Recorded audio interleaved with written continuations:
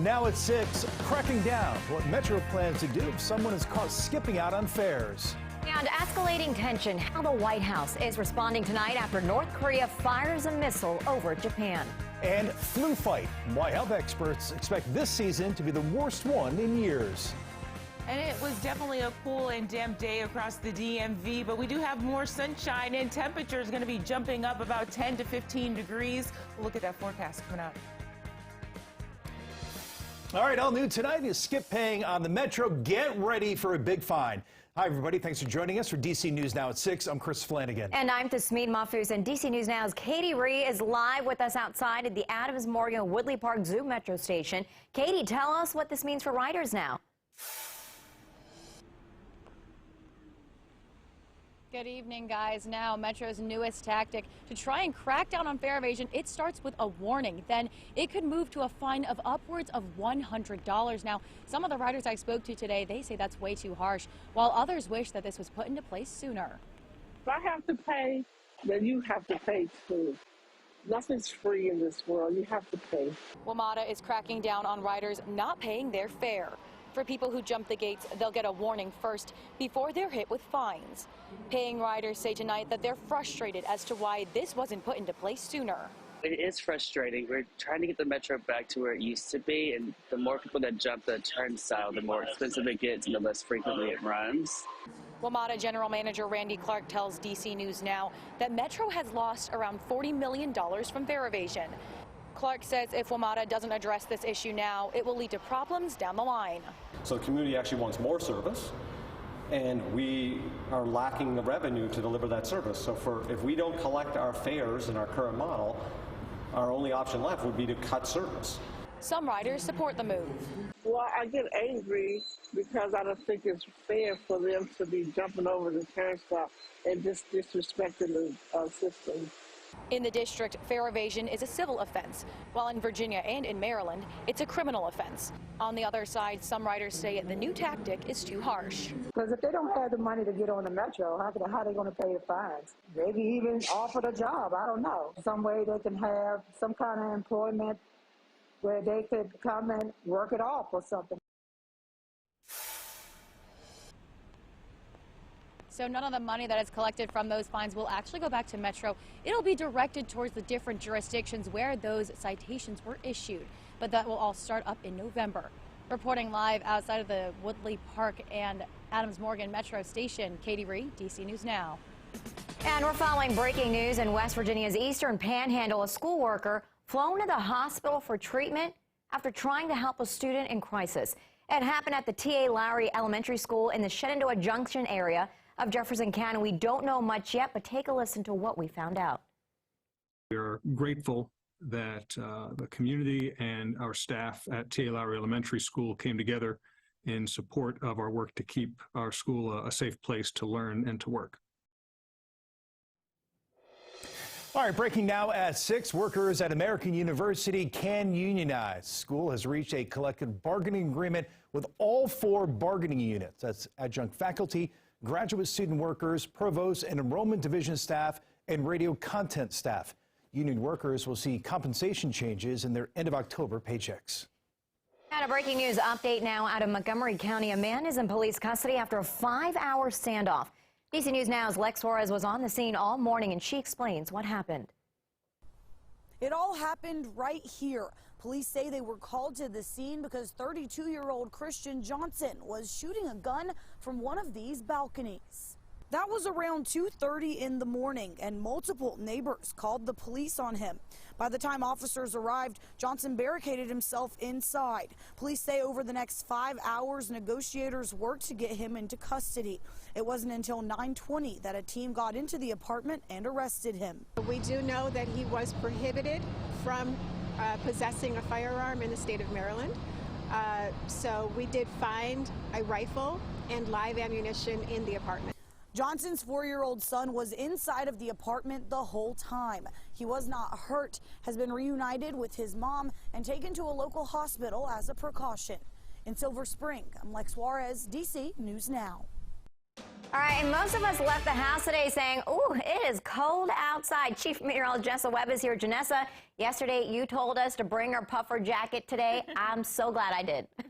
I'm glad you're listening to my forecast because you definitely needed the heavier coat this afternoon and tonight. We are going to continue to deal with these low-lying clouds, but the moisture really for our eastern counties is going to start to taper off. And so that's the wonderful news. Look at this live camera from Hagerstown. A little glimpse of some sunshine well to our west right now. And I promise you by tomorrow afternoon, these low-lying clouds, they really start to split. And we're going to be talking about more sunshine. Right now, you have that backside low, and this is from the leftovers of Hurricane Ian. It has not shifted to the east just yet. And so right now, Baltimore to D.C. metro area, still dealing with some light to scattered showers, and that's going to continue until about that midnight hour. Yes, the chill is in the air, but we did not break any records for high lows this afternoon. So that record low for daytime highs was 52 degrees. And so it looks like we just beat that for the suburbs of the district. Winchester 52. So a lot of cool air that's seeping in.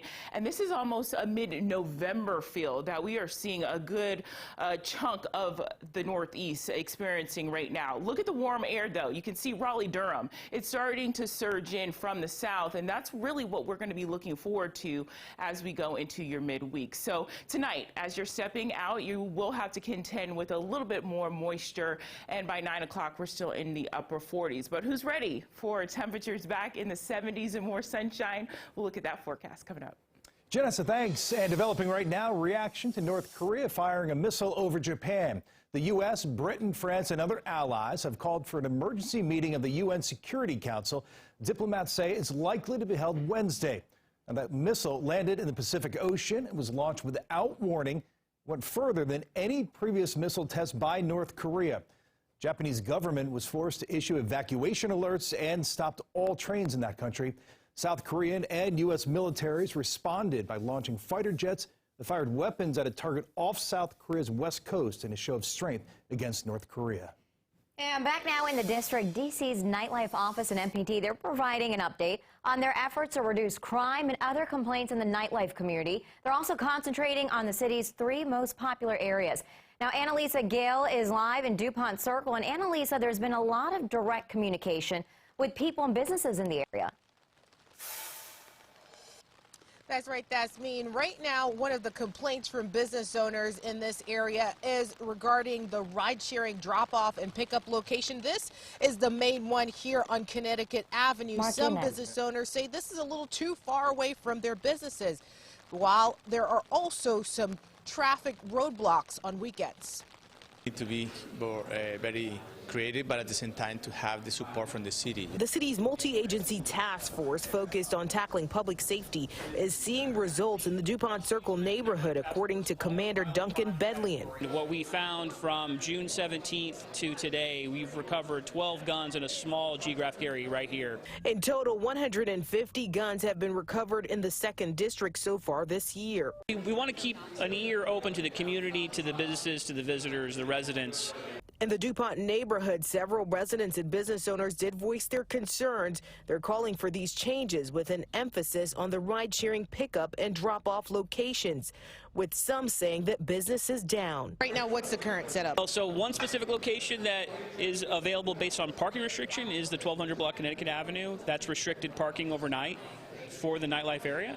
But in terms of drop-off and pickup, it's going to change based on the need. We asked the director of the mayor's office of nightlife and culture, Solana Vandernat, about these issues brought up. She says, so the number one goal is to work with the community, work with the operators, and work with the government agencies, again, that we're all in this together to continue to address the public safety issues. Now the next Nightlife Town Hall is scheduled for October 11th at 1 p.m. This time, it will be held on the 8th Street corridor. Live in DuPont Circle, Annalisa Gale, DC News Now. And in health news tonight, the CDC is warning this year's flu season could be the worst in years. DC News Now anchor Mark Hall joining us. And Mark, fewer than half of Americans say they plan to get the shot. Well, Chris, health officials say that there has been really an intense focus over the spread of COVID-19, but doctors fear that Americans have forgotten about the real threat the flu also poses. Top doctors from across the country urging Americans to get their flu shot this fall.